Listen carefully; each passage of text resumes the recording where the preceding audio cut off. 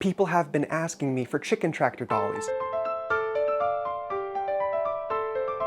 but I've been saying no because I'm not set up to manufacture like that without losing money or charging a really high price.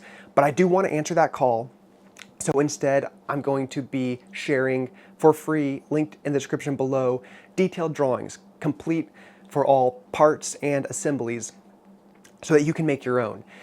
Or you can share those drawings with a local manufacturer, your welder down the street, and they can make you one. So why a chicken tractor dolly? It's to move a coop from point A to point B. And that coop has no floor.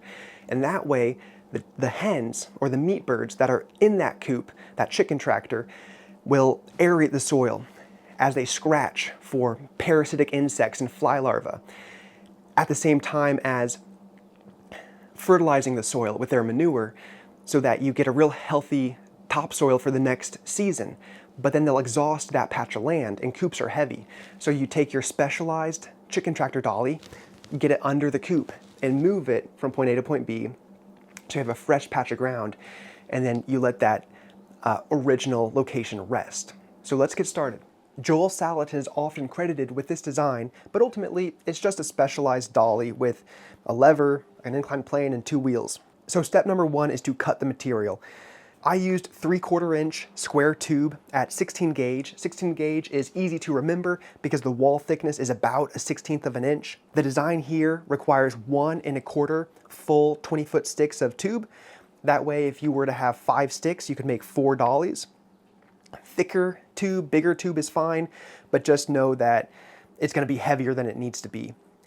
The gussets I have is square tube, just so you can use 1 long piece of material to chop up and make your dolly, but you can also use lasered gussets. I've done that in the past, and that way you don't have to worry about any kind of angled cuts with a bandsaw, and just do a bunch of straight cuts, and there you go. After cutting the material, you can weld prep and weld.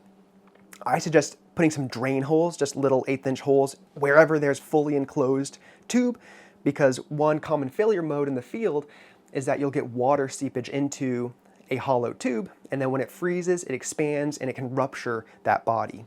Once it's all welded up, just triple check the geometry before you do final priming and painting. And that's step number 3, priming and painting. Now, before you do that, I should say, break the edges. So grind the edges, that border faces, that will be sliding under so that it goes in smooth.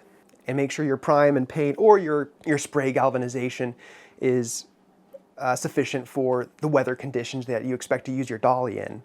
And finally, step number 4 is assemble.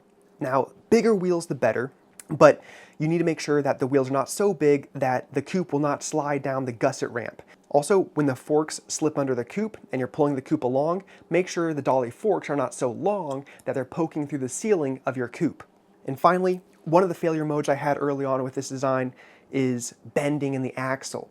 So make sure that you're using a solid piece of shaft stock, a piece of round stock, and a relatively strong steel, like 4140. All of this is in the detailed instructions. So while I'm not set up to manufacture these in mass production, I am still here for you, so you're welcome to hop on a call with me, do a little consulting chat, and I have my rates on my website by the hour, but I'm happy to do a 15-minute call or half-hour call to keep price minimal.